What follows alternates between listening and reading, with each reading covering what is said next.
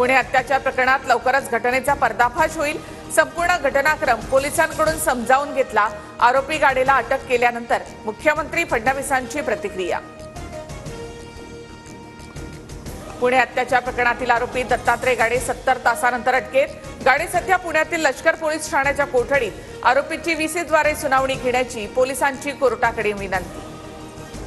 आरोपीकडून आत्महत्येचा प्रयत्न। प्राथमिक वैद्यकीय अहवालात आरोपीच्या गळ्यावर जखमा। पुणे पोलीस आयुक्त अमितेश कुमार यांची माहिती। अटक होताच आरोपीबद्दल अनेक धक्कादायक खुलासे। आरोपी स्वतःला पोलीस सांगून मुलींची ओळख करायचा। याआधी सुद्धा आरोपीकडून 2 तरुणींना आपल्या जाळ्यात अडकवण्याचा प्रयत्न। आरोपीची संपूर्ण चौकशी केल्यानंतर सर्व समोर येईल।